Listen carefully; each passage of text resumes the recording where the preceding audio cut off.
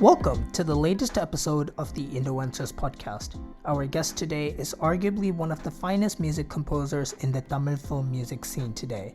His musical journey started with a strong inclination towards classical music, as is exemplified by the fact that he studied under one of the art form's true legends, violinist Lalgudi Jayaraman.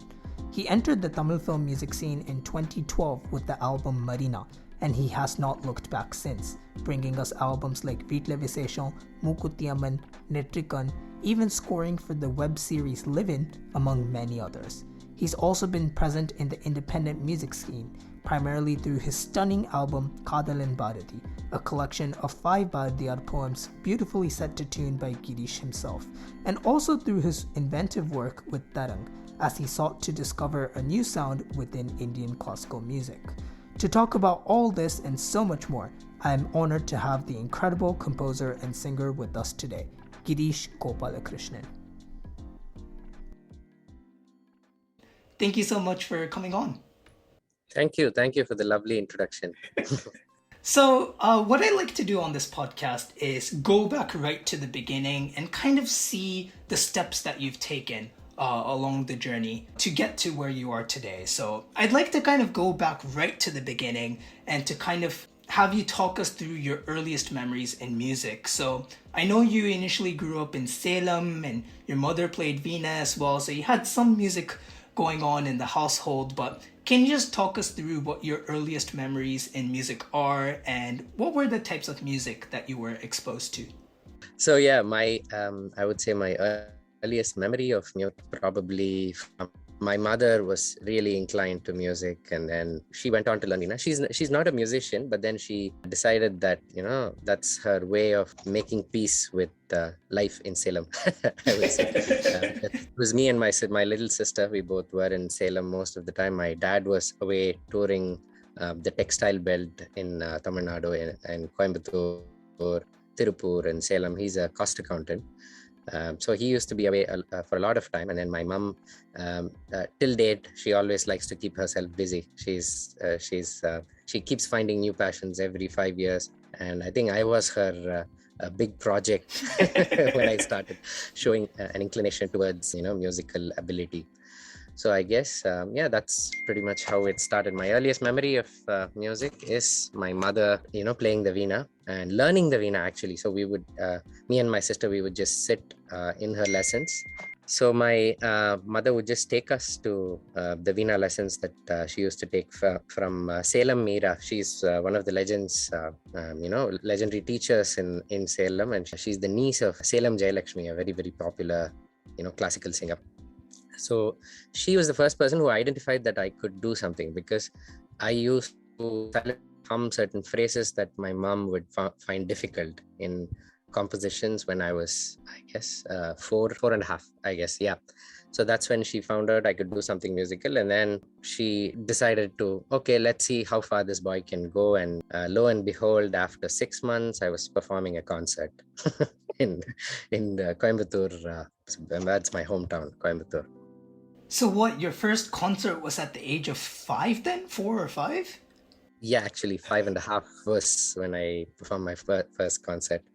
Although I would say I thought of myself as a bit of a prodigy, but then I see 5-year-old kids on reality shows on the internet these days, and I'm like a bit humbled, and I'm like, no, you're not you're not a child prodigy. You're just interested in music. You were trying to sing. That's what I tell myself.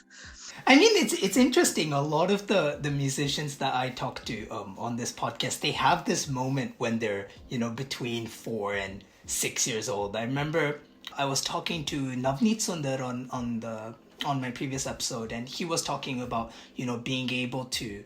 I think the story he shared was he had this toy keyboard where there was only white keys and all of the black keys were missing, and he was able to identify where the black keys should be at the age of like 4 or something. I'm just like, how? And see, it seems those kind of things do happen, but although in reality and in retrospect, I would probably say that I was mimicking the sounds that I heard and not really imbibing the musical essence of what should have probably been with Navneet's case. He was probably far more musical than I was at when I was 5. And there are so many others actually I encountered in all these competitions down south. You don't have a lot of social media awareness of talent back then. The Salem belt would be the Salem belt, the Coimbatore belt would be the Coimbatore belt, and then you're being the best person there is in that belt. But then out of the blue, there are these amazing kids who are 3 years old. I remember a girl, I don't remember her name. She used to identify some 100 ragas when she was 3. I was like blown up. Oh my God, this is else. And I was like, okay, you're never going to have a career in music was running through my mind when I see these, when I saw those kind of people, back then. Yeah, such people, they're on a separate category. I don't know where to classify them. But you were talking about, mimicking the music that you were listening to. But what sort of music were you listening to in your earliest days? Primarily classical music, I would say. Because it was through Salem Mira, and I felt like, I could pick the notes very easily, pick the talam very easily, and then reproduce it very confidently. And up until a point, I was able to do this proficiently. Well, until Lalgudi sir happened, that is. It's when you get a reality check of where you actually stand and then where you go from there, is, So when you say classical music, is that just Carnatic or did that include Hindustani as well? It was a bit of Carnatic and Hindustani, because my aunt and uncle, we always used to live together, live with them in a sort of a joint family structure. His family, my uncle's family, has a big tradition of art, literature, and music, running in them. So he's my uncle's grandfather. So I would say my grandfather from my uncle's side. He is the Tamil literature legend T.N. Ramachandran. TNR, they call him fondly. He's Sekidar Adipodi. He's translated the Periya Puranam. He's translated majority of Bhardiyar's work into Tamil, and he's regarded as one of the greatest literary exponents in Tamil Nadu. And then, that's how I actually got exposed and encouraged to pursue further, because my uncle, who's a doctor, he pushed my mother, and he created an environment, a very fertile environment for inquiry into the arts, I would say. And that included Tamil music, which is Tevaram, Tiruvasagam. We were learning them. We were also listening to music, listening to Carnatic music. So that, I would say, was a major influence. And of course, we all love film music. You can't escape finding, Raja Sarpul. I think my earliest memory of film music was... I was just blown away by watching this film in Salem, when I was in Salem. Chinnatai, correct? Ilayaraja's Chinnatai. So I was just blown away by how amazing the whole experience could be. Musically, he was doing so many things for me to comprehend, but I knew that something really exciting in what I was listening to. And yeah, that's my earliest memory of all these things. When did your fascination for slightly older Tamil music begin? Because you've done a lot of kind of recreations of like MSV sir songs. When did that kick in? Was that in your childhood or was that later on? I would say that was later on, when you have the musical maturity to appreciate, a lot of the greats. And that comes after you start learning classical music. Some form of classical music gives you a huge grounding in the ability to appreciate and understand some interesting forms of music. Obviously, we were listening to all of them, but to break them down and try to make sense of them, and then to be enamored by them, and then to be obsessed by them, that takes a bit of maturity, I would say. So that's definitely later in my, musical journey, I would say. Yeah, and we've kind of talked about the music that you were listening to and your early musical background, but now kind of talking about the person that you were. When you were young. I remember hearing this story, this really kind of hilarious and fascinating story. You probably know already what I'm going to talk about, but the story about you trying to climb up a mountain with a tricycle. I mean, that's hilarious, but I think it's also really fascinating because a lot of times when I talk to artists, stories from when they're young kind of translate into their characteristics when they're older.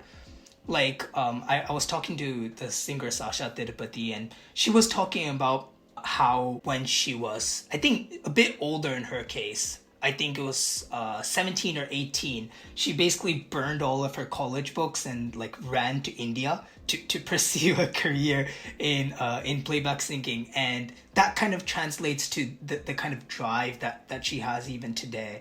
So, I do like to kind of look into like personal stories of artists in their childhood as well. But with this story in mind of you climbing up the mountain or trying to climb up the mountain, just talk me through what was Kuti Girishh like. What sort of character was he? Very naughty. I was, like you said, obviously very adventurous. And see, I think it's interesting that you brought about this trait. I haven't thought about it myself, but I always feel like when things get monotonous, I try to shake things up in a very violent way. So probably that was a direct reaction. Violent, not as in violent, not beating people Yeah, up. I get it. Doing the most violent thing possible within a set boundary. Like in Carnatic music, you have a set time cycle and then you have to be adventurous within that. So I try to do that a lot. I think I still am doing that. That's why I'm able to keep on doing the things that I am doing, because I have not followed any trend. I have not seek to become anyone else other than a better version of me. And I've always tried to be disruptive in whatever I am doing right now. Disruptive is probably a very important word, because that episode to Yearcard was just me freaking out, I would say. But then that that sort of journey into the unknown, do something crazy, is something, I've always done every 7 or 8 years in my life. So I would say that that incident might be one. The next 8-9 years was fairly placid with Lalgudi sir, not doing anything rash, because I was already overwhelmed by the amount of information and the amount of expectations that were thrown at me. I was 8. That's probably I was probably one of the younger students that he had at the later part of his life. So in itself that I get to learn from such a legend, so that was really fascinating. And then the next thing was, okay, I'm getting bored with life in general. Everyone's writing their exams to go to the US to do something, to pursue a career in something, and Carnatic music was somehow not fulfilling enough, I would say. Or I didn't probably express it as much, but then I didn't see myself having a career as a Carnatic singer, probably 2 years into my college life. And then I accidentally stumbled on to making some music with the band. I made music without knowing how to play the piano. So, okay, what do I do now? Okay, let's go learn how to play the piano, learn some Western music. And then my music teacher, Mr. Das Daniel, he said, he threw all the books away after 6 months and said, "You are not fit for all of this. Go read jazz theory and try to get into Berkeley." He said, "You're just going too fast. This is not how this system works. You can you'll be a great composer, but just don't waste your time practicing the same 3 pieces that are going to get you a grade 7 or an 8 or whatever. You will probably be a better piano player, but your head is somewhere else." So that sort of, I didn't burn my books per se. I still love doing my engineering degree, but I decided to out of nowhere to do what I did, because this was a time when I had a lot of friends within the film industry who are already doing a lot of music. So actually to be a part of their team in some way and then work my way up the film industry.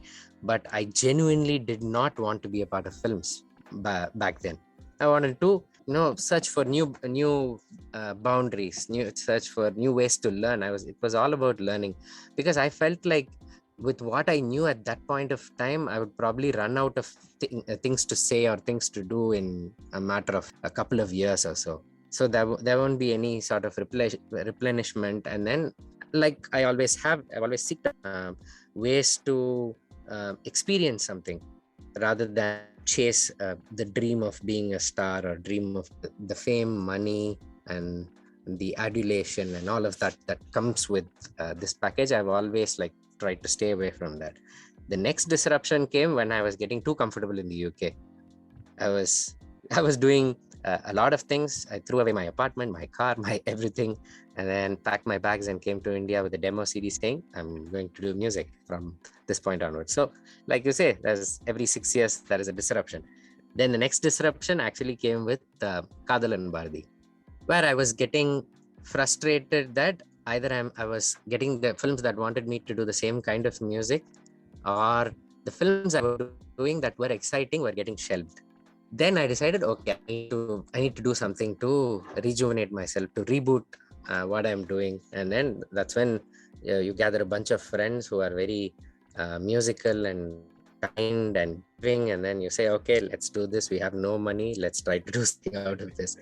So that's how Kadalan Bharati happened. That was another disruption. And another disruption is due, I guess. Might happen very soon. You will know about it. Yeah, that's fascinating.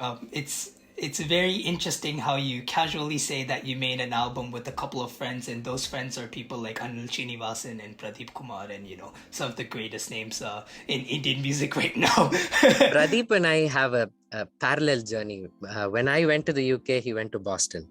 When I came back from the UK, he came back from Boston, and we were like discussing. He was again a similar broken soul who was trying to find more to do with this music. We both are classical musicians. If you look at it, this generation were trained in hardcore classical. We were all phenomenal classical performers in our own right up until a certain age, and then for the lack of a better phrase, shit hit the fan, and then we tried to do some crazy things with, lo and behold, here we are. Okay, I want to backtrack a little bit. Let's go right back to your time with Lalgudi, sir. You covered a lot in what you just spoke about, and I kind of want to take it step at a time and really trying to understand each period. And Lalgudi, sir, is obviously huge name, and I've actually had the opportunity to interview another student of his family, as I spoke to violinist Apurva Krishna a couple of episodes ago. And something that she told me really fascinated me. She talked about how in her classes she would have to compose pallavis as homework. And I found that really interesting because, at least in Carnatic lessons that I've been part of, composition wasn't included. I've never heard of any other case where composition is included. So seeing that you're a composer yourself, well, I guess first, did you have a similar experience? And second, if you did that plant the seeds for your compositional career? Actually, me and a couple of other students, we were a part of a massive experiment that Lalgudi sir was undertaking at that time, where he said the first time he took me on was when I was 8. He heard me sing and he said, yeah, you sing well. I don't think I have the time to teach you. Go on, go forward with your life. And then that boy, is he still around? Ask him to come. And I went back to class and he said, actually, I'm trying to teach my granddaughter who's 6. She doesn't have anyone for company to learn with. So do you want to join? I said, yeah, definitely. And then he said, okay, how many kritis do you know? And then he wrote down the number of kritis I knew. Then how many varnams do you know? And then he wrote down the number of varnams I knew. And whatever, made a huge list. He tore that and then put it into the dustbin, saying, now you know nothing. This is how my first lesson with Lalgudi sir went. And then, okay, I'm like, what do I do now? And then he had a way in which he decided that the best way to fundamentally ground everyone in classical music is to introduce kids to pentatonic scales and have them be extremely proficient in it. So for 1 year, we were just learning Mohanam, Hamsadwani, and these kind of pentatonic scales, having a lot of fun with them. We could do whatever we want, a couple of gamakas here and there. That's it. And we were improvising to no kriti in Mohanam and these pentatonic scales to a very high proficiency when we were 9. And we understood the entire breadth of what this form of music has, from repertoire to improvisation within that period of time, which was really fascinating. So I was part of this experiment. So for me, that was a real, I would say, thankfully he decided to do this for me, because if I had gone to him with the backlog of something and then me adding on to something else would have probably created a confusion in the style of learning that, I would have undergone. But he decided to do this. And apart from that, I was not privy, I would say I was a spectator to a lot of his composing that was happening as a 10-year-old, 12-year-old, 14-year-old. A lot of his iconic tilanas, I would see how he comes up with them. He has one of his senior most students sit with him, like how I use a DAW, like Logic or Pro Tools. So he didn't use a DAW. Yeah. So he would just have this super senior student who would just notate and take notes of every musical idea that he comes up with. And the 6 hours of relentless writing and perfecting and sculpting of that particular composition goes on. And I've seen all of this happen. So you have these, you're privy to all of these things that you wouldn't otherwise get. And more or less, it was not a class. It was almost like you were given access to the life of a genius. And then you were, up until a point, I didn't know that I was learning from such a big legend, because I was such a kid when I went to him. If I was probably 15 or 16, I had learned for a long time, and then I went to learn from him. I would have probably appreciated what I had learned at that time. But I still believe that I would still say I wasn't probably the best student that he had, nor was I trying to be the best student that he had, because I was always curious. I was happy to make mistakes. I was happy to do all these things, fail and not meet his expectations and all these things in order to just be around there. I just like that feeling of being there. So that really helped shape what I wanted to do. And me being playful then later on became a big plus when I started composing music, because if you're not playful when you compose music, you get too serious about it. And when you get serious about composing or drawing art or making a film or writing something, it always ends up in a big pile of self-deprecation and depression, and you take yourself too seriously.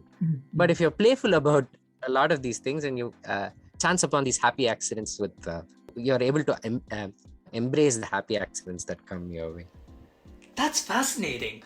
You said so much in there that's fascinating, but even starting from the idea of starting with pentatonic scales, I don't know, have you seen the video of Bobby McFerrin doing this thing with pentatonic scales? Yes. Yeah, and like the main conclusion of that is that pentatonic scales are basically like innate to humans, or like easiest to understand for humans. Yes. And it's so interesting how that same ideology has kind of manifested itself in a different form through your lessons with Lalgudi sir. That's fascinating. And you talked about witnessing the composition of tilanas. Are there any certain specific tilanas that you remember that you witnessed? I think a couple of tilanas that were a part of the dance dramas that he composed. I would say, I think Nalina Kanti, and I can't immediately remember. I don't want to mention the wrong one, but and apart from this, a few compositions. And I would also witness how the Sangatis and the repertoire that's already present, he keeps wanting to perfect every little detail. Every iteration he teaches a student, he keeps perfecting the Sangatis in a Tyagaraja Kriti or a Dikshita Kriti or something else, saying that, and then he would get immediately excited by everything. He would call his son, if he's around, come to this room. What do you think about this Sangati at this place? He's like, oh wow, this is fantastic. Okay, let's add this to how we play this Kriti. And he's like permanently a child. He's always excited by every little detail, every little thing, and it's just phenomenal experience. So it was kind of like, it wasn't like he composed every note and that had to be the way everyone sang it. He would kind of take suggestions from his students or bounce ideas off students as well? No, it has to be... Oh, his way. Yeah, it's his way or the highway. But that's because he's perfected the best way to present it in the style that he represents. And it makes sense for the student to, if he is not of a certain musical intelligence, to understand and imbibe that in the first place. And then if you go on top of that, after you internalize that particular composition, definitely it's 100%. It's like I always say, you cannot You need to know swimming before you try to venture into crossing a strait or a channel, right? You can't just simply say, oh, let me change the stroke and see what happens. You'll be dead in 7 kilometers. That's side note, because I love swimming and I do that a lot.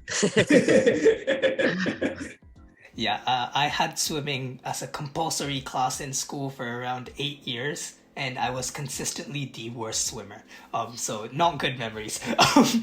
But going back to music, you were talking about how your lessons kind of started with, focusing on these pentatonic scales. How did that evolve as your lessons with Lalgudi sir continued? How did your learning progress over the years? I think after a couple of years, we got into widening our repertoire so that we are able to learn more ragas, more kritis. And then he kept building up on a lot of repertoire. And then eventually, when we got to a stage where we were able to replicate certain intricate details of certain existing repertoire, he would introduce us to more complex ragas, more complex repertoire, like it was with any other teacher. So that evolved a lot, I would say. Over 4 or 5 years, we got to a stage where we were doing very high quality. Whatever we knew at that point was of great caliber and quality, but he would not allow us to showcase outside yet, because he would want us to be well-rounded musicians before we venture out and explore this art form in whatever way we want. So he was very protective of his students, basically, so that they do not go uninformed into this big ocean of music. And at least, even if you're not fully aware, if you know where the boundaries are, and if you are good enough to explore them on your own, he sends you off on your path to explore them. So that was the main takeaway for me. Right. So in your kind of semi-early years of learning Carnatic music, you were talking about how you didn't really do many public performances and concerts and things like that. Something I've heard, and I don't know if this is a thing in India or if this is kind of a NRI thing. Something I've heard actually singer Darshana talk about, who lives in the US now. She was talking about, she used to teach, I don't know if she still does actually, but she taught Carnatic music, and she was talking about how there's a lot of pressure on her to put kids on stage, right? Like as soon as possible, and just, it didn't really matter how good or bad they were, just get them on stage and get them the glamour early. That environment wasn't there for you then? Not there for any student of the legends of this caliber. That when you learn from musicians of this caliber, they will not ask you to do that. If you are in a hurry, he would send you off. You're better off with some other person. Go away. I don't want to see you. And mind you, he had his heart in his sleeve. He was that kind of a musician. He was really particular, and he really cared about us, and he was really, our failures, he took it upon himself as his own failures. Our successes, he really celebrated them like his own successes. But would we hear anything good about what we did directly from him? No, that'll probably happen after 12 years. For me, that happened after he listened to Marina. Till then, I think I would say you can improve here.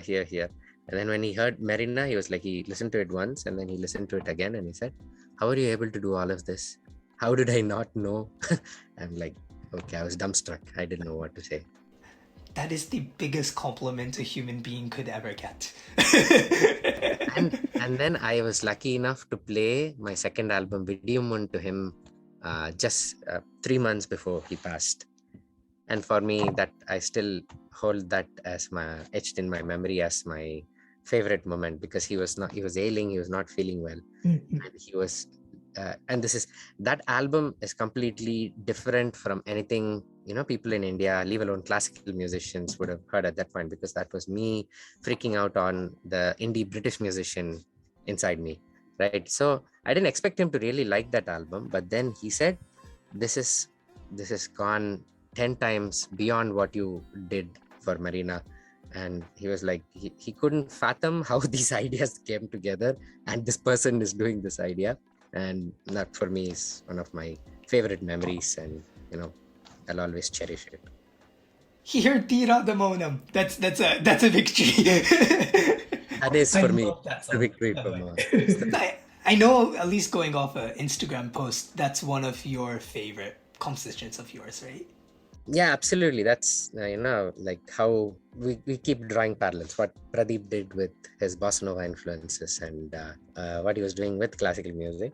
For me, Tira the Maunam and the entire Vidimun album was meant to be an independent album that I was going to put out. But the ideas developed and the film developed along with the ideas. And then I got a chance to do this so early on in my career. It was just, probably too ahead of its time. I got a lot of flack for doing that album at that time. Oh, really? Yeah. What specifically was the criticism per se at the time? I don't know. A lot of people couldn't just connect with anything. Person who did Marina, who's learned from Lalgudi sir to do an album like that, that's the bolt from the blue. That's another disruption, mind you. When you have the means to do a video one, you should do a video one. That exorcises you of what you think you are. It's like a sort of a humbling experience when you are completely changing the style that you're used to, and then you're flipping it on its head, doing something else. It's a very spiritual experience in my point of view. Wow.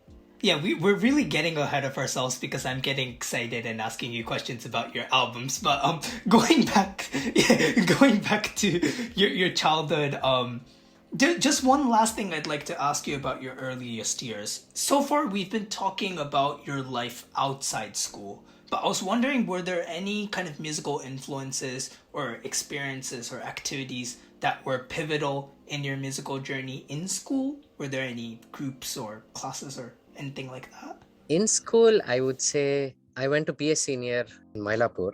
It's a school that's famed for putting students into the IITs. And I wasn't really a great IIT type student even back then.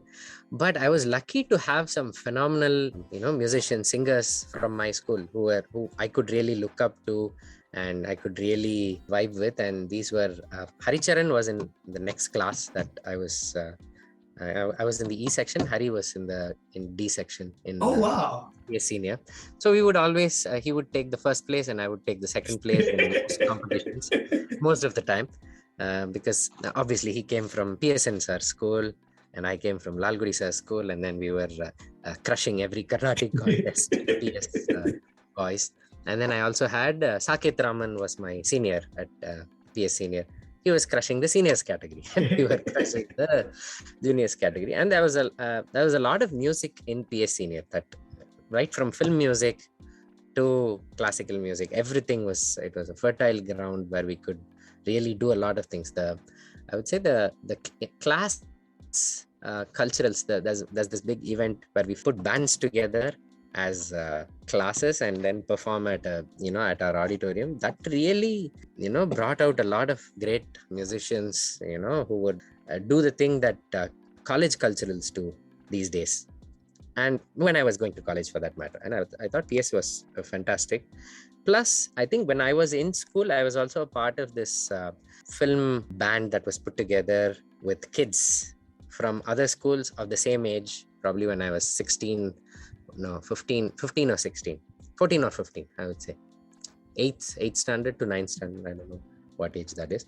So that's when I had a chance to be a part of a band which also had Navin Nair, Saindavi, G.V. Prakash, Tapas. Then who else was there? A couple of other notable film personalities of today. That's one heck of a dream team. So this was fantastic because that actually was my into knowing how film music works, because GV obviously was closely working a lot with his uncle, and then we would spend a lot of time at his place when he was practicing for his grade exam. And then that was a good bit of my life where I was again observant. I didn't want to take the leap of faith into anything at that point. I was like, oh yeah, this is happening, cool, nice, I like this. So that's one of my other memories from school, I would say. Did you get to witness any like recording sessions or things like that? Not recording sessions, because see, I wasn't curious enough to do that. Plus I was a bit more, I would say, inclined towards the classical side of things, because I was at a point where I was performing right. kacheris. So I had to be at my A game with Lalgudi sir and the classes. Although this was happening on the sides and I was also doing this, I had to put in a bit of work to get that going as well. And you're talking about how, this kind of band culture started with your cultural events in high school, and your band kind of experience really kind of took off, as far as I understand it, in college. And college is also where your compositional career kind of sort of started, or the seeds started to pop out. And if I understand correctly, it was a certain event at college where you had to compose your own song with the band, and that kind of kickstarted your compositional career. Talk us through that. How does one event lead to a 15-year-long career, which would probably continue for decades on? Probably none of my friends who were in the band with me at that time would believe it now. That this guy who could barely play 4 chords. I'm sure everyone thought I would be this Unnikrishnan type singer who would go on to sing a lot of melodies in Tamil cinema. But then I always considered that, it was first love with composing music, I would say. I was instantly taken to something that was such a fascinating, it was a thrill. When you start making music, it gets to a bit of an addiction, and producing music, that is. I'm sure you understand that as a person who's doing something yourself, right? You don't sleep, you don't eat, you keep doing it. And then when you're introduced to production, and that too when you're a hacker producer, where you're not taught by anyone, the dark web sort of informs you. And imagine if your situation today is exciting. For me, there was no internet in 2007 or 8 when I was, YouTube barely had 1,000, 2,000 videos of people doing silly stuff. And we were at the disposal of people who were in the industry and who had the equipment to pull off certain things. This was really fascinating because a friend of mine who was the son of the lyricist, the legendary lyricist Pirai Sudan. So he's a composer himself. So he was the one who introduced me to production. After the time, I composed this track for a college cultural event, and then we all liked this song, and it instantly became a hit in college, and that's all nice and cool. But then, how do you perfect it?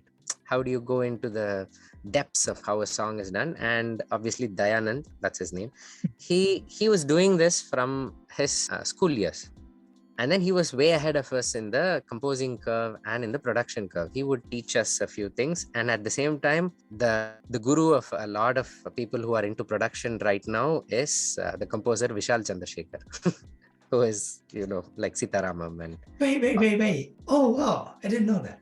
So Vishal Chandrasekhar was the person I would have thought Vishal would have to be one of the top composers right now. The amount of hours he's clocked in production and composing scores and music, because he's our super senior.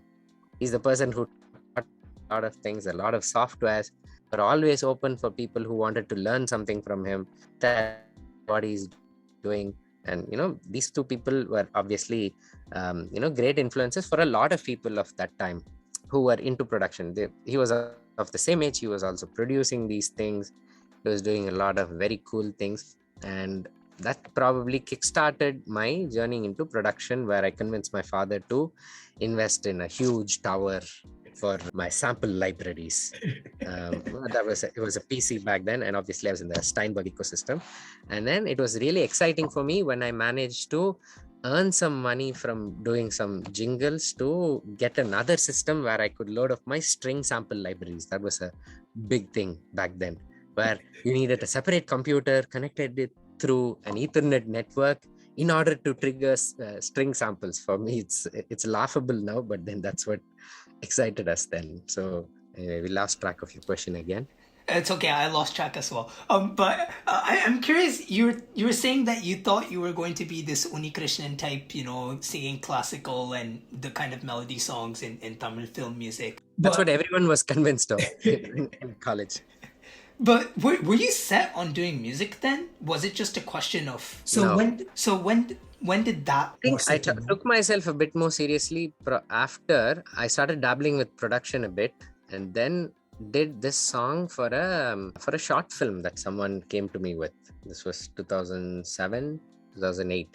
I made a song for that in a couple of days, and that became a massive viral hit in their phones. Everyone's heard it, and then it was blowing up like crazy, left, right, and center. And people are suddenly saying, "Oh, it's sounding like you, and it's sounding like this, that's so cool." And I'm like, I did nothing with this track. I just put these two guys together with this very simple tune, and then that really blew up and sort of triggered my confidence into it. Oh, maybe I can do something. Let's earn some money doing some jingles and that sort of thing. So that's the phase I was in. I was still not convinced that I would do music full time. The point that got me to seriously taking my musical ability was when I did a devotional album called Jai Jai He. So there I sort of perfected a lot of my production. I perfected a lot of my classical tune making, not just stuff or jingles. So that gave me the confidence to take a leap of faith to write some music and send them over to conservatoires in UK and the US to music.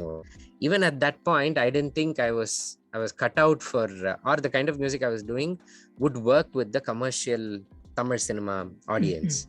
I was making music that was very far away from what was out there in general. And then I asked advice from my piano teacher. He said, "No, don't go here. Don't go and assist anybody. Don't be a programmer for anyone. Go out of the country. What you're trying to do, you need to be around the people who are trying to do, what you want to do." And that happened in the form of me going to the UK. I'd say that's when I took myself seriously in order to go study music. Still, I hadn't made the leap of faith to becoming a composer full-time. Even in the UK, I was doing multiple things. I was still singing. A mentor of mine in the UK used to say, when you're in the music business, you have a portfolio career. You do multiple things within music. You cannot do one single thing and then survive. So I was doing that because in UK, you have to have that variety of things to do. So that answers your question, I guess. When you say that your piano teacher said you needed to leave India to do what you wanted to do, what was that thing you wanted to do? I wanted to learn more about jazz and postmodern classical music. I had all these fascinating new pieces that I heard. I wanted to do those kind of things. And I wanted to study production deeper, but not from a technology point of view, from a compositional point of view, if that makes sense. I'll explain that better. So production from a technology point of view is sound engineering, understanding sound better and all of that. Production from composition point of view is going to the decision behind a particular sound. Why do you do, what's the narrative of what you're doing? What's the story your music is trying to say? These sort of things. And luckily I had a course that kind of offered exactly what I was looking for. It was music production in composition. That was the course that I did in Leeds. It's no longer the course is no longer there, but it was really an eye-opening experience, I would say. So what was part of that course that you did? Well, a lot of crazy things. For the first I think for the first trimester, they almost failed me because I couldn't put a cohesive argument in an essay about the effects of postmodernism it was all academic stuff, man. Seriously, it was something that I had never been used to. I can't write about music. Ask me to make music, I'll make some music. They're asking me to write about music and then talk about it and then be convincing in your argument about writing music, writing music. And I'm like, okay, this is not happening. But the person I am, I'm always curious. I love history. I love, digging deeper into social structures, how that influenced music. And that kind of got me into a rabbit hole of academia, where you're doing some interesting things. You're understanding certain subcultures through music. You're understanding where things came from. All of this was a part of that course, obviously, because anyone who's done a music course at a master's level would know what's offered to them at that level. What was offered to me in my course was very far away from what I am doing right now in the industry. But it really offered me a way to think about my music. It allowed me to introspect and, how would I say, think of a better story on why I had to make music, if that makes sense. So it was kind of, I remember in this interview you were talking about how Leeds, your time at Leeds forced you to self-inquire. Is that kind of what you're talking about here? It throws you in the deep end because put a small example about what I was exposed to. Let's say you've been learning Western classical for a long time and you think your world is sorted. You actually know the breadth of what Western classical music has to offer up until, let's say, the romantic or the classical era, right? And then you go to any university that offers that has a solid music department, go study there. You are immediately thrown into the deep end of postmodern classical music, which is all that is atonal, that has got Schoenberg. Starting from Schoenberg is probably one of the tonal ones for me, and then so Xenakis and then Pierre Boulez and all these amazing composers. You were able to discover these things, and then you when you think that the notation is sacrosanct, and then you have people writing graphical notation. It was all mind-blowing for me, and it was also overwhelming for me. And then there's another lesson I used to sit in, which was about electroacoustic music. That's a big topic in itself, which is like you had a 13.1 diffusion of a wine glass breaking for 10 minutes. That's I was like, what am I getting myself into? I just wanted to learn some interesting things within production, and now I'm listening to a wine glass breaking for 10 minutes. That was basically the feeling that I had when I sat there. But strangely enough, that broadened my horizon in what I had to do with my own music. It created a sense of inquiry. I'm like, okay, what are you really doing with your music? What are you as a brand? And what do you want to be? What do you want to become out of this? I still had no clue, even at that point, that I would like go back to India. So I stayed there for 3 more years. I was doing a variety of things, but that sort of opened me up into accepting more interesting information, meeting more interesting people. It's a melting pot, UK, actually, because every street you go into, you meet someone who's from a different country, who's from a different culture, who's got different stories. It's just the most amazing experience, I would say. Yeah, and something that you've talked about even right now is communicating with people that come from different cultures, and jamming and working with musicians that come from different musical backgrounds. But I'm curious to know, with you coming from an Indian classical background primarily, how did you go about communicating with these people who were speaking different musical languages, essentially? It was fairly easy. You just need one common ground to communicate. So you obviously need to know a bit of Western classical music and a bit of form and structure, obviously. That's given. But then what these people are talking is beyond form and culture and notes and chords and all these sort of things. They are about stories. They are about grander things, the bigger things at play. And then you no longer see music as just a bunch of notes exciting you. You see music as stories that are being told. My 2 great recollections are from this composer musician called Eugene Skeef. He's a South African percussionist, and for me that was a really a game-changing experience when I heard his story about what he did with his music. He was rehabilitating people who were torn apart from their families and who had seen some atrocities during the war for Yugoslavia in Bosnia and Herzegovina. So he was sent by the Pavarotti Institute to educate people through music. People whose mothers and fathers were raped, whose brothers and sisters were killed, whose families were massacred for being a part of a certain religion and a certain subsect. And this musician was sent there to just get them out of this shock that they were in.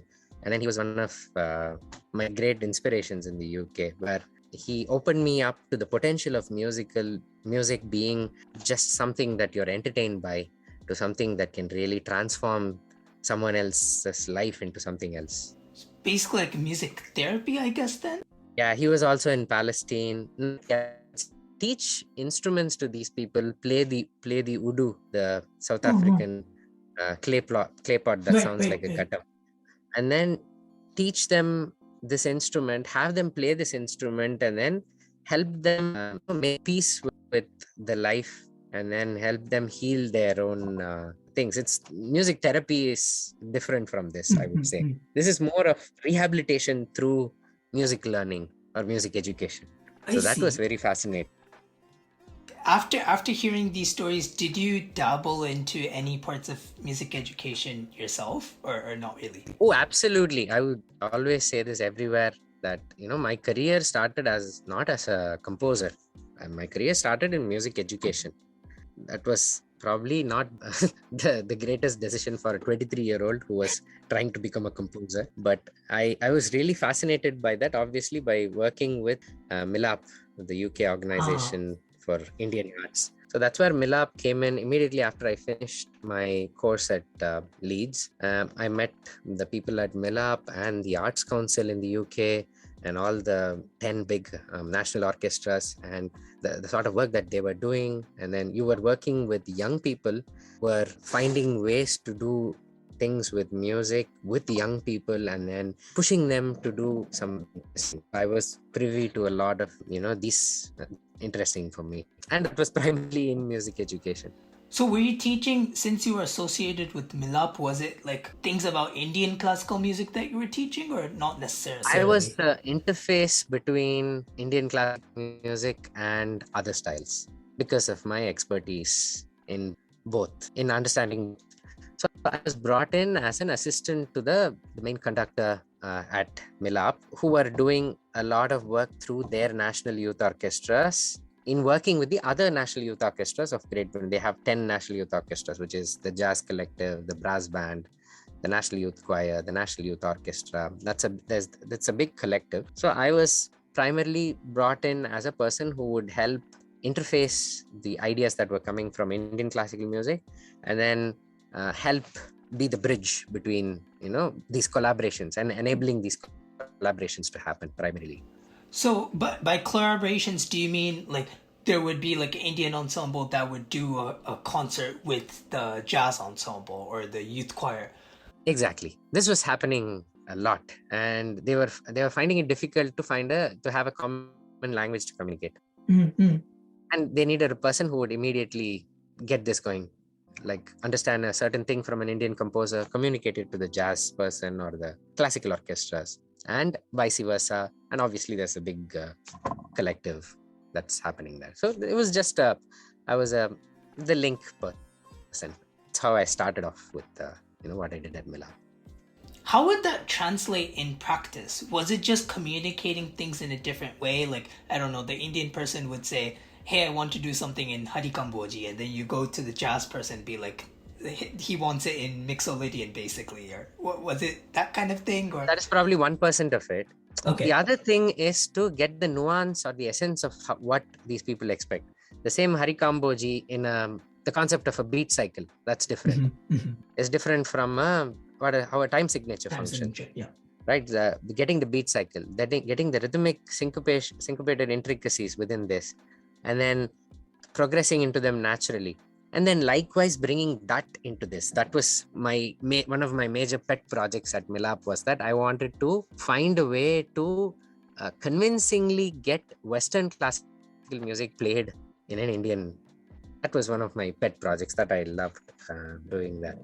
I think one of my favorite experiences at MILAP would be when we did the Mozart Piano Concerto number 23 for piano and strings with a fully Indian classical ensemble and Anil Srinivasan. Of young people, these were all 10 to 15-year-old kids. Oh, wow. And then I had the entire concerto notated in Indian classical notation with the 4 counterpoints that Mozart had, understanding the timbres that we played with, and that for me, these were the kind of fun experiments we were doing at MILAP.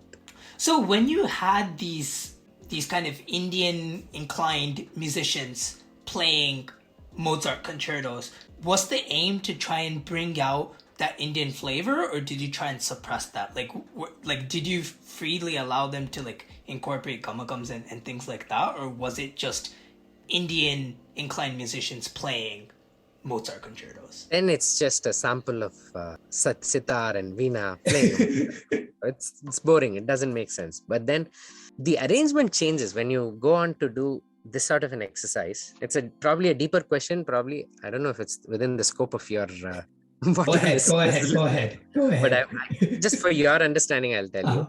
When you take a concerto and try to put it in context of Indian classical instruments, it gets a bit weird because of the jumps that you have, the octave jumps. And sometimes it's very easy to go from a note that's 8 semitones away, a note that's 12 semitones away in a flute or any reed instrument or any other Western classical instrument for that matter. It's easy to do the jump if you're decently trained. But in a veena, you go from here to here.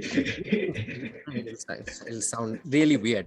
For these musicians, they're not used to doing these jumps as well. So you need to find a way to arrange this in such a way that it sounds pleasant for the musician to play. It also captures the spirit of what Mozart wants to do and not change the counterpoint hierarchy of what Mozart went about doing. So this was one little experiment because I wanted them to understand how I would say this was one of my exercises to them for them to listen to each other better. Because when we are playing in unison, we can sometimes just go with the flow and not do the thing that we are doing.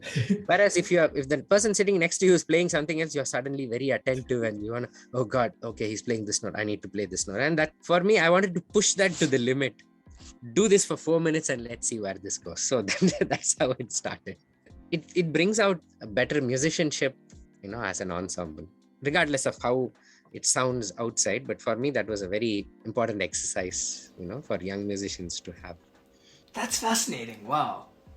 So you're doing all these super interesting, fascinating things, but yet you mentioned earlier on in this episode that towards the end of your time in the UK, things felt stale, things felt comfortable.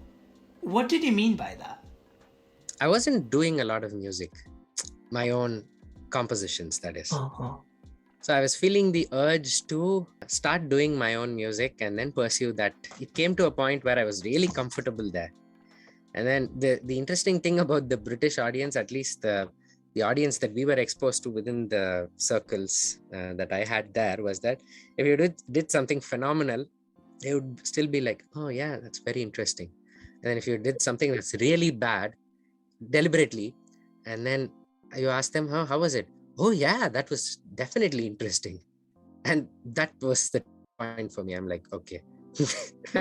I'm not getting and hate as I should.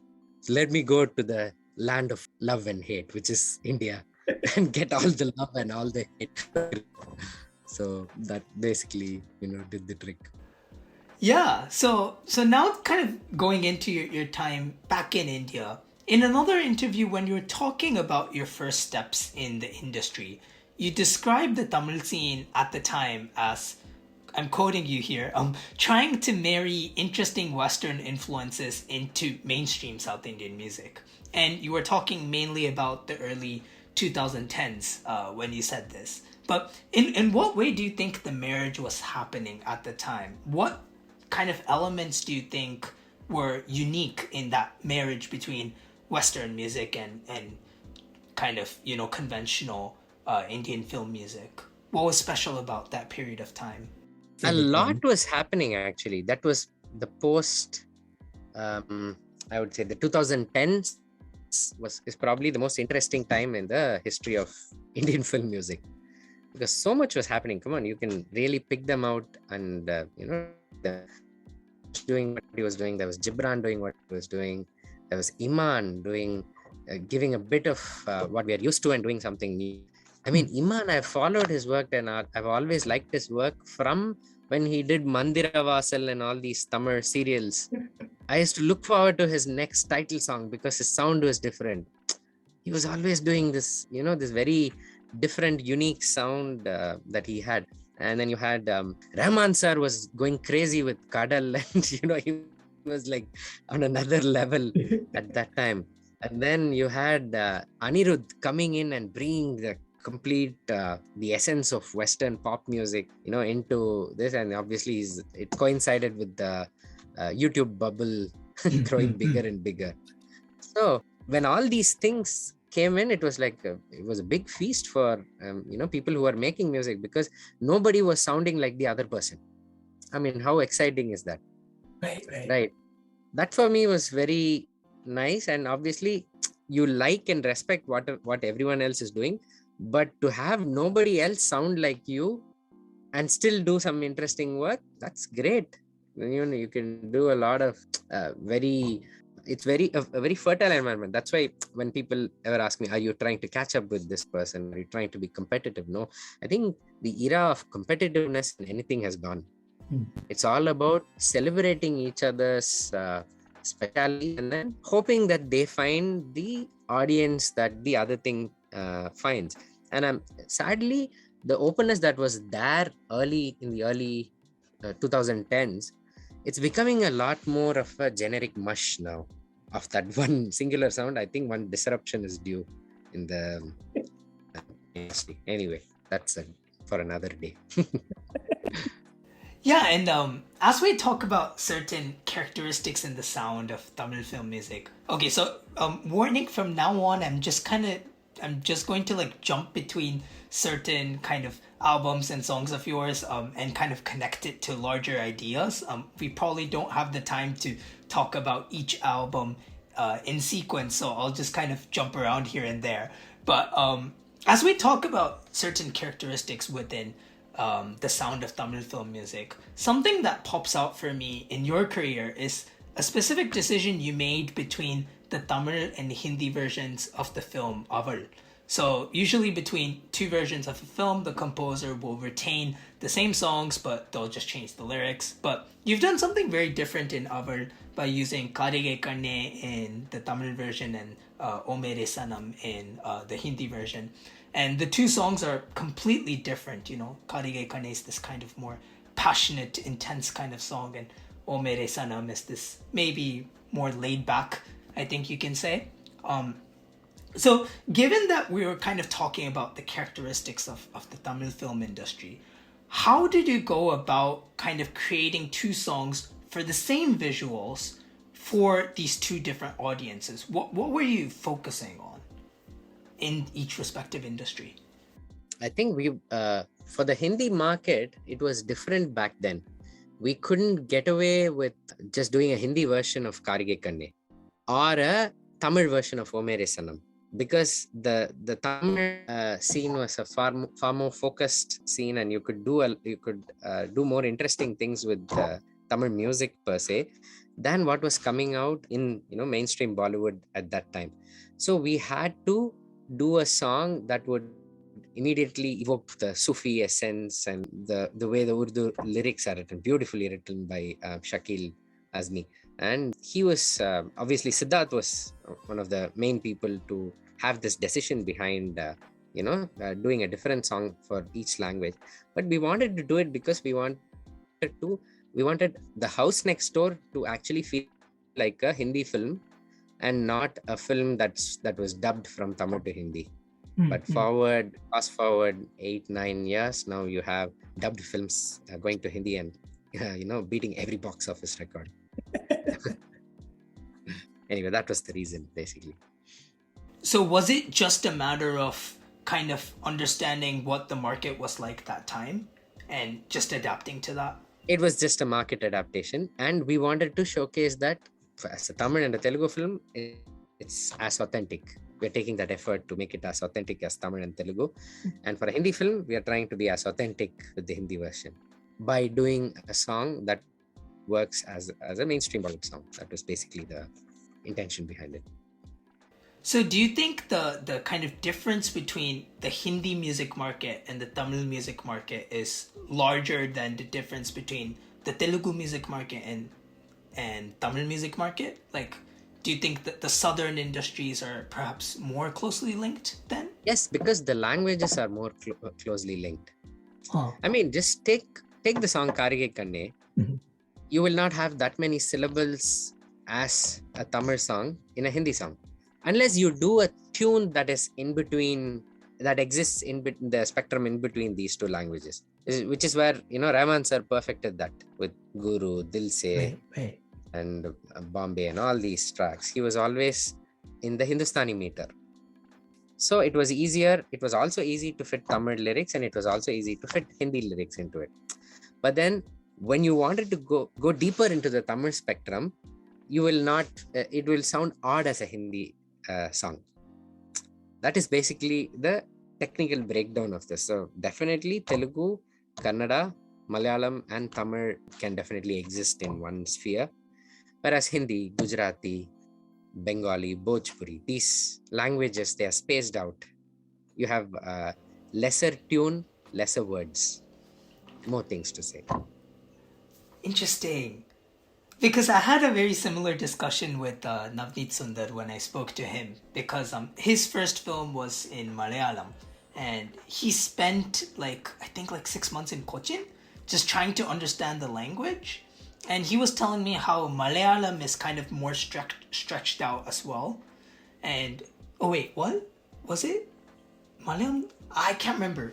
One of Malayalam or Tamil was more stretched out. I don't remember which was which. But yeah, the differences are subtle. But then Telugu, Kannada, Malayalam, and Tamil. I mean, if you're in some way a classical musician, you're always listening or singing these words through Purandaradasa, through Annamaya, through Tyagaraja, through some Malayalam composer I can't immediately recollect, but then you're always familiar with these with this repertoire. Swati Tirunal, for that matter. Yeah. So you can't. You're always familiar with the languages, the way they sound, but then you want to fit them in a contemporary context, in a popular sort of milieu. That's where you find a way to make them work between all these. But Hindi and Tamil, you need to take a bird's eye view, go 40,000 feet up, and then, okay, this works for Hindi, this also works for Tamil. That's how it goes. Interesting. So do you think kind of exposing yourself to different Indian languages through your Carnatic education aided your kind of film music in terms of your understanding of the languages you were working with? I mean, even though most of your work is Tamil, I guess, so... Yes, most of mine is Tamil, and the Telugu stuff that I hear is for the Tamil meter tune that I do. Right. But still, you get to interact with the Telugu lyricist to change certain words, because this is not how they should sound. They should probably sound like this, and that bit happens. But with Hindi, it's definitely something that you have to take note of. And I think classical does help, but then going outside the classical spectrum, listening to ghazals, listening to music from the Punjab provinces of both Pakistan and India, for me that contributed a lot. Listening to Salamat, Nazakat, and then Mehdi Hassan, and obviously this world exposure is more important to crack the I would say the Hindi sound, understand the Hindi meter. Where did your exposure to that sound come from? Was it during your time in the UK or before that? I would say it was during my time in the UK. Like I told you, UK is a melting pot of cultures, and I learned most of my Hindustani, whatever I know about Hindustani music and appreciate about Hindustani music is because of my UK experience. Every other day you get musicians from everywhere coming to perform. Afghani musicians, Hindustani musicians that you probably never heard of. These, and then you're exposed to the legends suddenly coming one weekend to Barbican and playing something. And then, UK is phenomenal in that way, where you get to experience the best of every classical form available in one country. That's that's a big thing. Did your tango influences come from the UK as well? Because tango has been quite a surprisingly big part of your repertoire through, of course, Pata Nabigo Mileo, but also this song that you did with Tarang. There's this one kind of tango kutta song, and then suddenly at the end there's Libertango by Astor Piazzolla. I'm like, what? Interesting that you've listened to that. But yeah, obviously, yeah, because Milap was at the music department of a university. So you get these professors from all early music traditions coming in and doing all their interesting work. So my tango love started with this Baroque musician friend of mine called Alberto Senna. He's from Italy. He introduced me to this style by doing a collaboration with Tarang and one of the ensembles that he was mentoring. And they were doing a lot of Piazzolla's work, and some from Ennio Morricone, and a lot of these Italian composers coming together. That was really fascinating for me. I wanted to do something with with Tamil and tango, and then we just went ahead and did it. And for Paatha Nyabagam Illayo, I would want you to wait until Kolai releases, because that's just the tip of the iceberg of what Kolai has to offer. It takes you to 1940s Hollywood. We've done some very crazy stuff there, right from old school jazz to tango to that's one major piece that's a tango piece there, and a lot of very interesting things have happened in Kolai. And you haven't listened to the other two songs that are yet to be released. Yeah. For me, I think Kolai is the next big album that I'm excited about after Video Moon, which is again by the same director. Interesting. If I may ask, already the first two songs from Kolai are really interesting, right? Nir Kumuro's this kind of, I don't know, like R&B, loosely soul kind of thing, and then Paatha Nyabagam Illayo's this whole tango thing. Where have you gone with the other two, if you're allowed to say? The other song called Osai, it's a complete, I don't know how to box this. This is probably African blues meets, it's a very dark song, yeah. I would say African blues meets Trent Reznor. That's the best I can describe Osai. It's a very spooky song, and for me one of the favorite songs that. And after a long time, I had written the song and composed it, so I really enjoyed doing that track. It's completely no prior influences, but then there's this seed that of the idea of what I did there was inspired from what's that instrument? A kora player called Maleki Sissoko. He had done a collaboration with a pianist, and I'd been to one concert that they did in the UK, and they did a certain idea, and I was always fascinated. I wanted to do a song with that idea. That's basically how Osai happened. So I'll wait for you to listen to that song when it releases. And then the other song is a pure old school Latin jazz track. It was sung by Pradeep Kumar. Oh wow, that's wonderful. These two are my favorite songs, and they haven't released yet. Even better than the first two. Oh my gosh. Okay, now I'm excited because the first two were incredible. And we have another surprise track, which is the first opera track in Tamil. It's a full-blown opera track. Oh man, that makes me even more excited because I grew up singing opera songs, and Pavarotti and all that. So wow. Kolai, I wish you could catch it in theaters wherever you are. I hope it releases in Japan though. But then it's a film to watch out for. I think both the background score and the songs. For me, it's the next big step that I've done. That's why I'm looking for the next. Okay, I've done Kolai. What can I do now? That sort of feeling comes in after you do a project like that. Was this a disruption moment then? That I expected that to happen because it happened over a period of 3 years. It didn't feel as disruptive as Video Moon was. It was a Video Moon.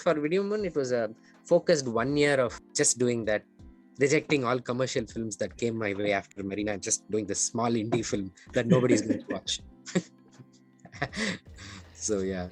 No, I'm just fascinated by, you keep talking about wanting to take on different projects, right? And, you just mentioned that you rejected a bunch of, commercial opportunities in order to kind of shift away from the Marina space and go into more of this mystery horror kind of space. But has that ever come to odds with your kind of career? And I don't know if ambitions is the right word, but, where your career could go? So, like, there's two things, there's two factors. There's the creative side and there's the career side, right? Have you ever faced a point where they've clashed with each other? No, I've always made peace with the fact that I am what I am because now exciting to me. So the minute I feel like I'm doing something the industry wants me to do, and then I'm not enjoying it as much as I should, that's when I feel like I'm suffocated. I would say I was refreshed by the idea of doing a thriller when I started Video Moon. By the time I finished Netrikan, I'm like, Gudungada Sami, I don't want to do any thrillers anymore. leave me out of it. And then obviously Netrikan wasn't thankfully a fully dark and Right. brooding thriller. It had the iduvum kadandhu pogum, the lighter moments, the emotional character, all of that. That's where the person who saved me from all of that was RJ Balaji. Thanks to Bokuthiamman. And he I was always hesitant of how I would do in a pure commercial space. I didn't know what my sound would be. I would say I found that through Balaji. He's a phenomenal collaborator, and he respects my music as a first thing before coming to me to get something. Even if I do something that's commercial and that's not my style, immediately he would say, no, that's not Girishh. I want Girishh. I want to feel like Girishh has done this. So immediately goes into that zone where he's talking to me about my own music. So that's where that respect comes from. Yeah, it really sounds like he has a deep love for your work. I remember even listening to the podcast that he did with Jayaraman, and he kind of went out of his way to shout you out. And I felt that was so heartwarming because I loved Mukuti Amanda album myself, and so it was so cool to see your name being shouted out like that. But I find that interesting because going into Mukutiyaman, your kind of commercial repertoire was very limited, right? It was pretty much zero. Just. I still don't know why Balaji was convinced that I would do all these songs. He's like, yeah, pathikalam nama, let's do. That's when I haven't done an Amman Koil Kuduthra song, and then he was like, no, vaanga pathikalam, ella irukku. And he would be really up for that challenge. I don't know what he saw in me. And the interesting story is that he came to me for just one song for that film. He had 4 other composers planned for that. What song would have that been? That would have probably been the Deva song. Okay. Yeah. And then the rest of the songs were supposed to be done by other composers. I see. Who were around popular ones. I think he did one recce of trying to do that. He understood the logistic nightmare that he would face in getting that done, and he decided, no, I have to work with this person somehow. I have this habit of not being very enthusiastic in any first meeting that I go with a new person, where I'm like, the first question I ask is, why do I have to work on this film? And they're like, why are you coming? I'm asking you to do this song. I always go back into that zone where do you really think I would work for this? Are you sure? I went into that zone. I'm sure he found that fascinating. Why is this guy not jumping at this opportunity and being hesitant about taking this? So, but anyway. When you say that you always used to question directors when they approached you, was that out of self-doubt, or was that out of doubt of the idea that the director was presenting? In the film business, you never know how the actual film would turn out. And because I had a few experiences where people narrate something, you get excited, you form a different picture in your head, and then eventually when something turns out quite the opposite from how it was initially conceived as, you get really disappointed. And that's how when someone comes to you, you want to always know that they come to you because they respect and love your music. There has to be a deep understanding of why they come to you. It can also be commercial. The respect and love can also be because you've given a hit. But that respect and love has to be there if you have to work with anyone. See, for me, if I'm getting some singer to come and sing with me, it works in a similar way, where I have to genuinely love and respect that singer's whatever they are going to bring to the table. Only then I can have them do something special in the song that they work with me. If I'm feeling like, because these guys have done this famous song, and let me just try this voice, and then if it doesn't work, let me check this out, try another voice. If I approach it in that way, it's going to have a wrong impact. That's why I would say it's definitely not from self-doubt, probably the exact opposite of that. Too much confidence in what I am, and that sort of bleeding into checking if they genuinely want me for the right reason. That's probably the best way to put it. Or would I have fun doing this experience, because doing a film is a 1.5 year journey of interacting with these people. Do I like this person? Do I like working with this person, collaborating with them? Do my musical thoughts for this film align with their thoughts? All these things are quite important, even if you're doing a super duper commercial film. Actually, it matters more when you're doing a commercial film than a very focused, superbly written script and all of that. You can still do something and get away with it. But for a commercial film, like take, for example, whatever Rahman sir does with Shankar is vastly different from whatever he does with anybody else, the commercial space. So I would say the bonding that you have with your director is super important, and you need to feel it when you're doing a commercial film. That's quite important. Something that struck me, especially when I was kind of going through your repertoire in preparation for this interview, is all of the singer choices seem to be really specific.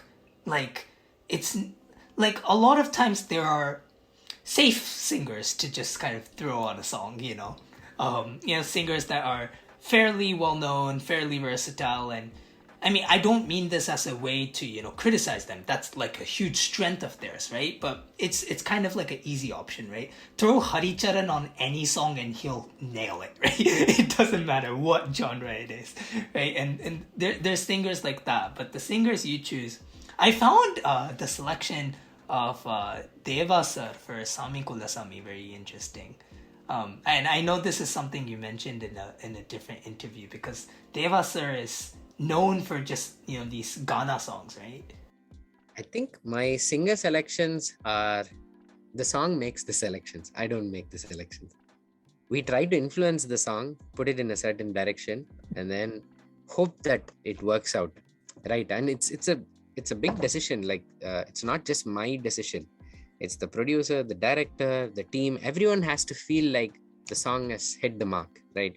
Even if it's a rank new singer like Jayaraman, who is not known for anything in the film industry, and then a song that could have very well gone to a lot of legends in the Indian film industry as singers, would have still been as good, but nothing would come close to how Jayaraman sung that song Partene in Mokutiyamman.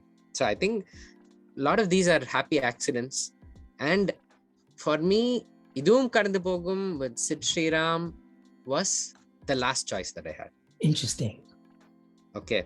Initially, I wanted to sing it myself because it's a great tune. I haven't sung in a long time. So I wanted to sing it myself. Then Bombay Jayashree's son, he sang a phenomenal version of Idum Kadந்து Pogum that almost made the cut, up until we decided, okay, let's get Sid to do this. And then that was definitely a cut above all the other versions. But then I wanted Amrit and Jayashree Akka to be part of another version. Thankfully that came up, and then I got them to do the next version. Akila Raman is an odd choice in Video Moon. I love doing that because obviously in UK we were friends in the UK.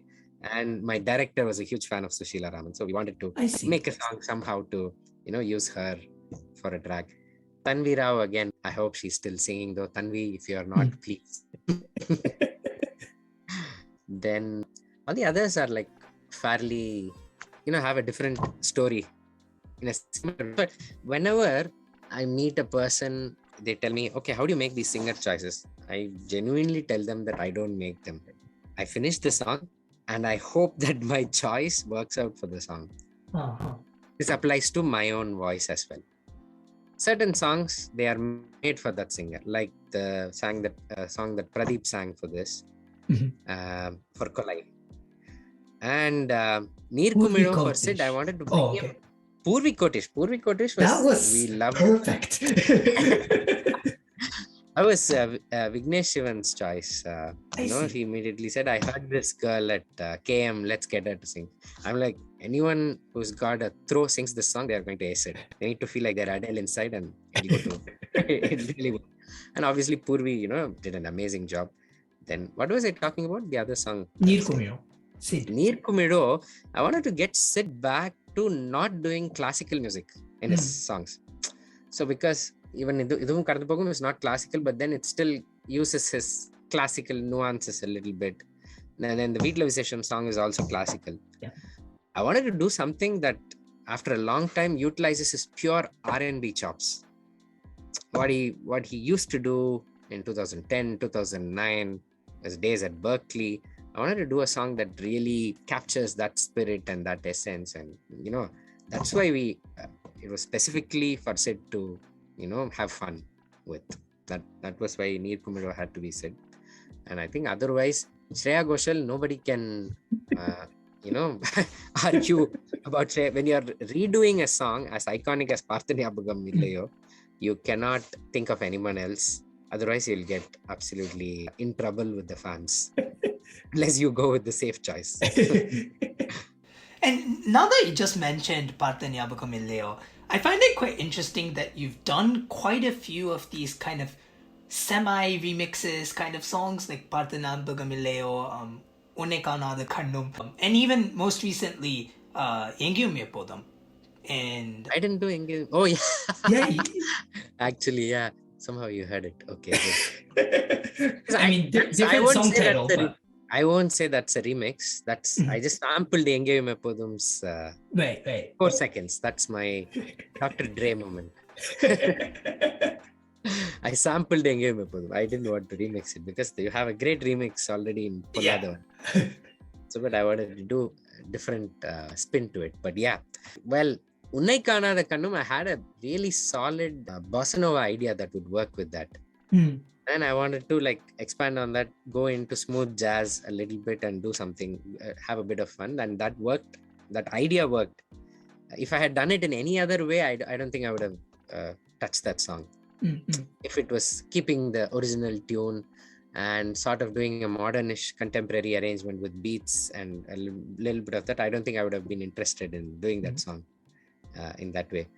Then Parthaniyabagam was written into the script of Kolai. That was the first thing the director wrote, saying that the singer sings Parthaniyabagam Illayo from Pudhiya Paravai. So that was in the script. So I had to do a version of that. That was equally different and also pays respect to how the original was conceived and composed. How do you find that balance? Because remixes are so taboo, right? Like Masakali was the biggest controversy we've seen in music in 10 years, right? And of course we've got this whole lo-fi thing. Maybe some people like it. I'm not a fan, to be completely honest. I cannot stand I'm a fan of pure lo-fi, not remixes. Khwaja Mere Khwaja lo-fi, not for me. But I think with this, what we did was we didn't try to modernize it. We tried to go back. How it would have sounded as the original track behind Parthaniyabagam Illayo is called Sway. It's an older track that inspired Parthaniyabagam Illayo. I didn't know that. Okay, interesting. Yeah, so the director got us to go back to Sway, to how it would have sounded, how Sway would have sounded with tango. That was the brief. So that was exciting for me. And then I didn't need to worry about how it would end up sounding because I'm going back from the 60s to 40s.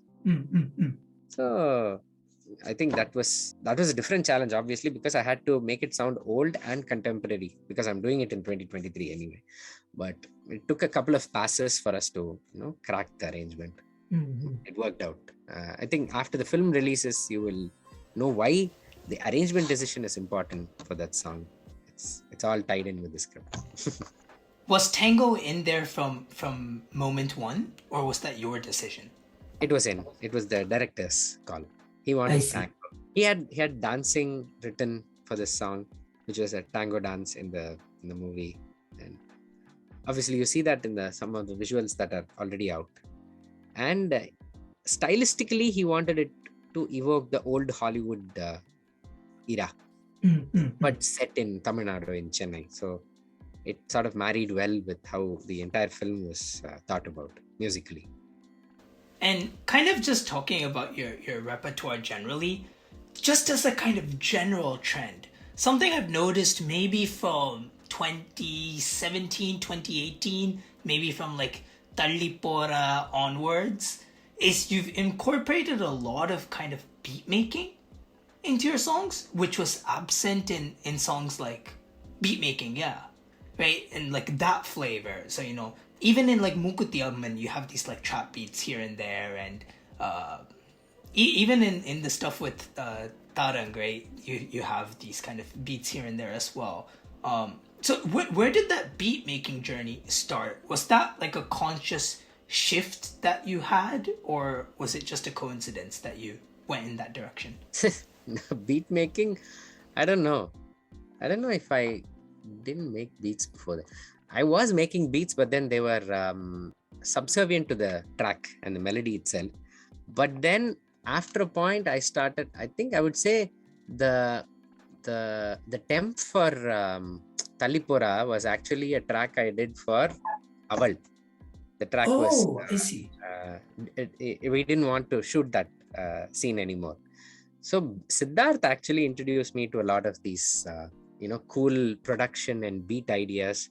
And that sort of triggered a new, thought process in how I wanted to do certain things and how I was approaching electronic music. And with Tarang, the people who are a part of that ensemble, they were really listening to some very interesting music, and they wanted to bring those influences into, their classical ideas. Obviously, as a person of the diaspora, you would know when I say that, you guys are bringing in so much culture into the Indianness, and that is really phenomenal. And the band that I was working with, they were bringing some Frank Ocean, they were bringing all these very, very cool influences, what Jay-Z used to do back then. All this was bleeding in, and as a producer, I had to listen to how they wanted to do this, and that had a massive impact on what we did with Tarang. But I think post that, the most fun I had with electronic music and doing some modern music in general was Live In. I think that's credits to the director, Vyas. I think he was a very young soul, and then he was bringing me all these influences, and I was suddenly switching gears from doing dark, broody stuff to, really different sort of music. So that's where it happened. And that basically came together in Netrikan. Like Ponilade is such a cool fusion of the kind of dark sound that you had earlier on in your career, and then the kind of beat making from, later on. Yeah, I love that track. It's unfortunate that we couldn't use that in the film, but really? It's part of the character's theme, but then we couldn't use the beats and the drop. I love that drop. That's a very. It's almost like atonal, because is it a tritone? Yeah. I think it's a tritone. I don't have perfect pitch, but yeah. But that dissonance, so cool. Yeah, I love doing that. That was, Ponillade, and I think subsequently, even the other tracks in Netrikan, we wanted to make sure we did a very new produced sound to it. Vignesh Shivan was also keeping an eye out for making sure that it's interesting beat wise and production wise. It helps to have a producer and the director Milind, obviously, whom I had worked with in Avan. They both have a keen eye for production. That's an important thing to watch out for when you're working with these directors and producers, who know what tone a bass should sound like, and what sort of kick and what sort of syncopation the beat should feel like. So when you have these collaborators who are very aware of these kind of things, your game in production obviously ups. And obviously with Mukutiyamman, Balaji is got the instant from the sleeve reaction to everything. He knows when something works and when something doesn't. So I would say a lot of it is, my directors. So in the case of people like Milind or Vignesh Shivan, are they like directly influencing or kind of telling you to make certain musical decisions? Like, will they tell you like, oh, that kick is not punchy enough, or something like that? They will broadly tell me if they're feeling it or not. See, with the director or producer, it's all about how they're feeling. And they might suggest that, oh, maybe it's the kick, oh, maybe it's the bass, oh, it's definitely the beat. Something like that, right? And then you have to go back, figure out what works, and then put it back in. Most of the time it results in massive fights, but eventually the good part. How do you deal with fights? With I love them. How would you have fun in a track with in a project without having creative fights? The creative fights are the best. If you're not fighting with for creative supremacy, you're not having a good life. You need to have them. I love fights. Do you find it as a way to kind of push your creativity rather than somebody else trying to limit your creativity? Absolutely. They have to happen because somebody is trying to push you to do the best. It's not essentially a fight, it's a difference of opinion. That's what I mean by fights. It's like you may believe in something, you may believe that this is it, and then someone else comes along and tells you that no, it's not quite there. Can we do that? Can we do that?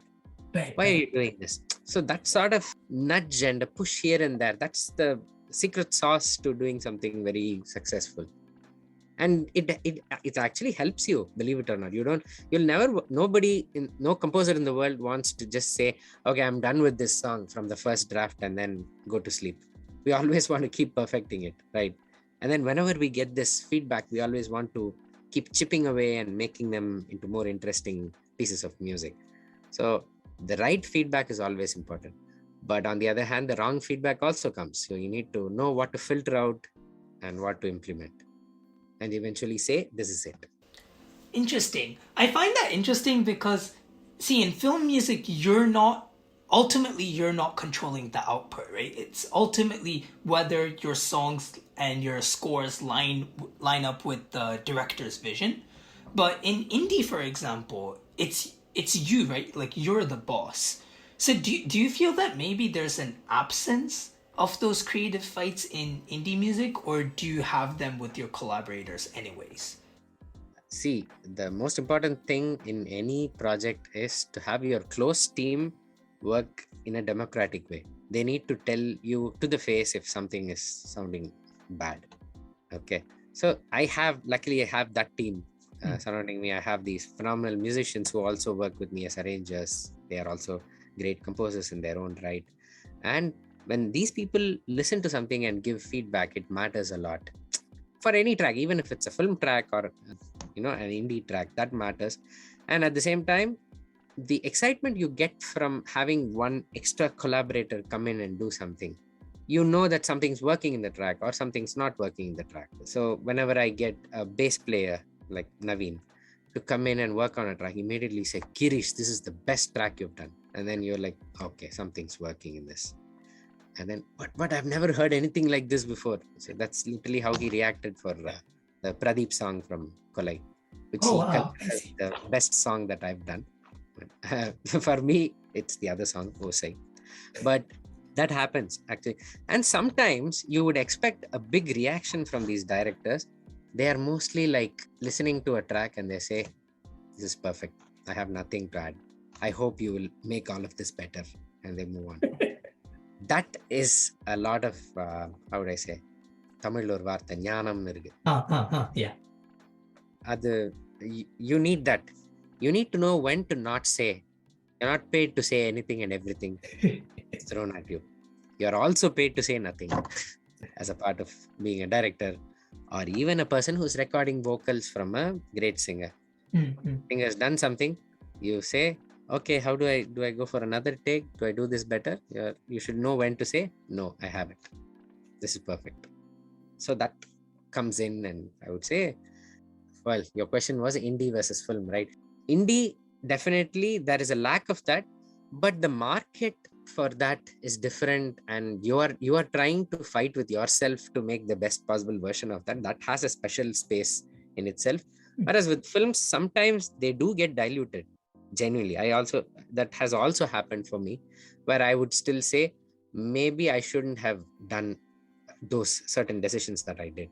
That always happens with everything that's come out.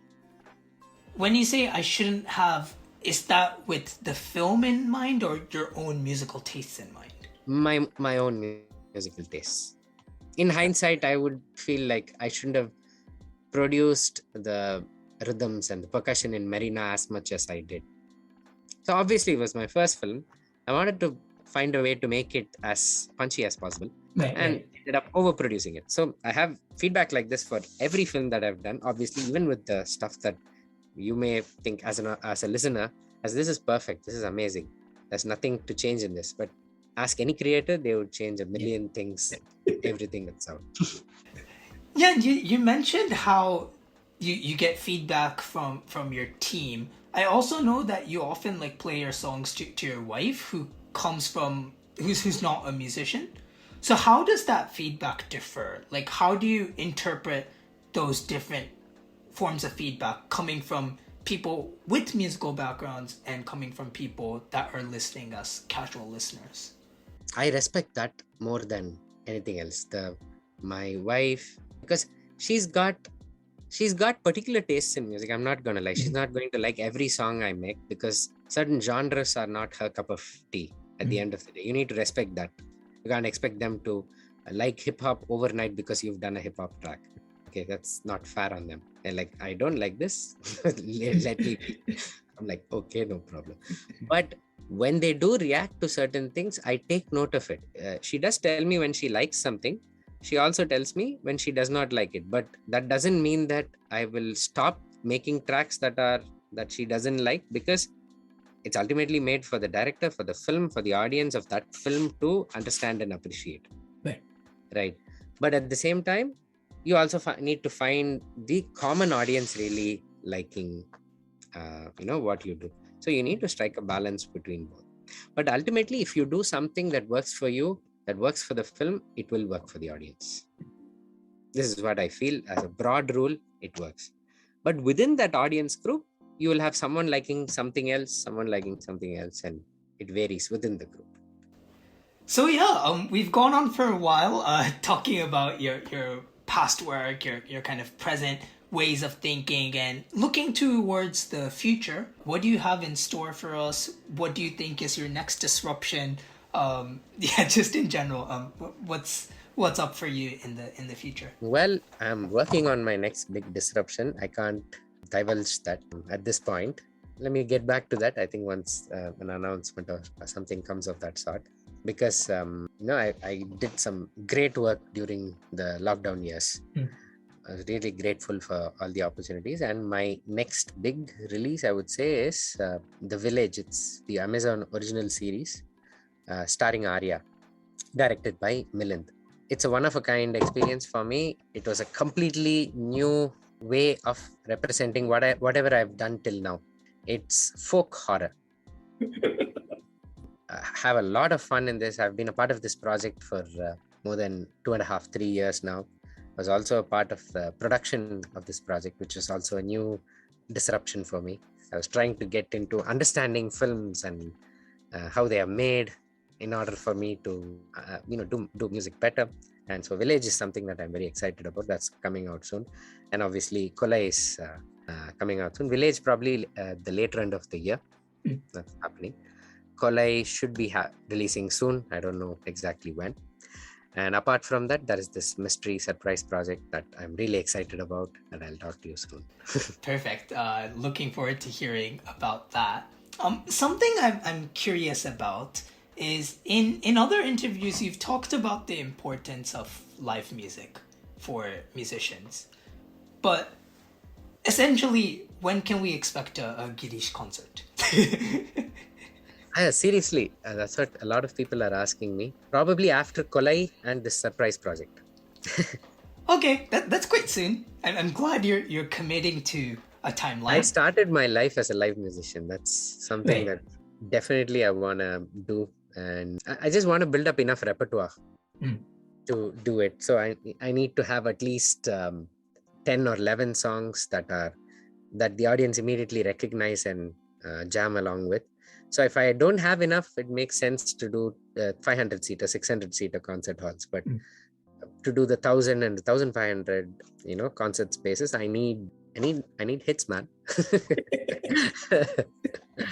Yeah.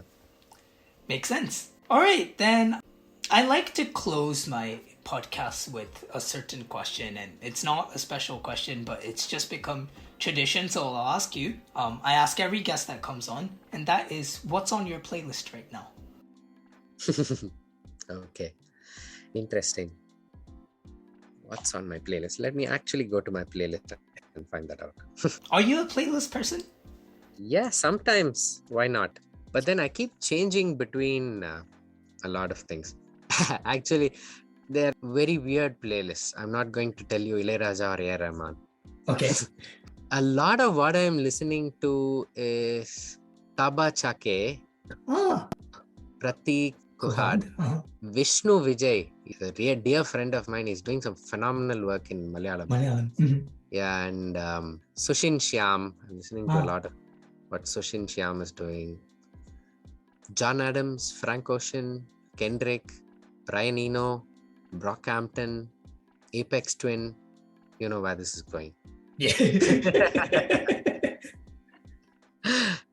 But yeah, I think I'm excited to listen to anything that interests me. Right now, I'm really liking the Ponniyin Selvan 2 soundtrack. It's a godsend for fans of A.R. Rahman like me. I'm like, oh yes, finally. I know that's the secret feeling every fan has, but yeah, that is true. Like when that album dropped, I'm like, yes, தலைவர் is back. See, it's so funny. Every time I ask this question, like I always expect Ilayaraja, A.R. Rahman, but nobody says it. Like when I interviewed Apurva Krishna, this was in like April or something, like a couple of years ago, and she said Christmas carols. I'm like, what? Because these two are so much a part of our life that we no longer have to listen to them separately as an exercise. That's what I feel. They are part of your life. It's like asking someone if they eat and sleep. Seriously, that's how I feel.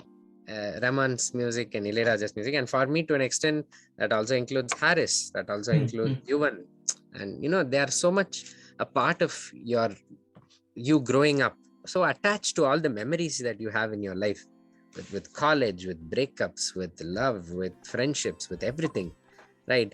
They cease to be something that you put on a playlist and listen to, which is why putting them on a playlist and listening to is for me it's not an option. You put on a playlist to listen to because you found something interesting about that particular thing, and that you wanna hear that again to see what they've done in a different way. So yeah, I think that answers that. When you become a musician, does your listening habit, not habit's the wrong word, does your approach to listening music change? Listen to less music. That's how it changes. No, seriously, you spend so much time racking your brain and trying to figure out what you would do to a particular musical idea that you almost never. I don't remember the last time I sat down to listen to music. I'm sure this is what a lot of other people would say as well, who are full-time composers, because you rarely get the time to do music listening as an exercise unless a director tells you that go listen to this. This is the kind of sound I want. This is how I want to feel for this scene or something. So it goes as notes. But the last time I really want to discover something and then feel like, oh, this is the real deal, I feel like this is an amazing album, there are very few, but then they do happen now and then. There's this Icelandic artist called Lave. Lave. I love her. Yes. Oh, yeah. That was when I felt like, oh, someone's doing something real after so long. And there's another Scandinavian artist called Eivor. I think that's how you pronounce it. Eivor. Okay. So she's doing some very cool things with Nordic rock, and that was really cool. And you chance upon these things, but then you also listen to the latest Ed Sheeran track. That's a banger. That's really good. You like it, and then you can't say that, oh, I only listen to Charlie Puth because it's got more complicated chords. Ed Sheeran's got 2 chords in it, so I don't, because I'm a great musician, I don't listen to all that. I don't believe that, mate. I don't do that. It's all music ultimately. It needn't be complex or simple. It just needs to feel. You need to evoke that feeling at that moment. If it evokes that, great. That's what I'm after. The mystery of why you like certain things. That sounds like the perfect way to wrap the podcast. So I think, well, on that note, we'll finish off there. Thank you so much for your time. Really grateful for you taking time out of your busy schedule to speak as part of this podcast. And thank you to all of the listeners that have tuned in. Make sure, I don't need to say this, but make sure to go and check out all of Girish's music and social media. I'll leave all of the links to that in the description below. So once again, thank you so much. Thank you. It was lovely chatting with you. Well, that was Girishh Gopalakrishnan on our 18th episode of the Indoencers Podcast, and thank you to everyone that has tuned in. You can find us at the Indoencers, spelled THEINDOENCERS, on Facebook, Twitter, or Instagram, or you can use the links in the description. Likewise, you can find our homepage at theindoencers.wordpress.com or through the link in the description. Make sure to subscribe to the Indoencers Podcast on your favorite podcasting platform. Thank you once again, and we'll see you next time.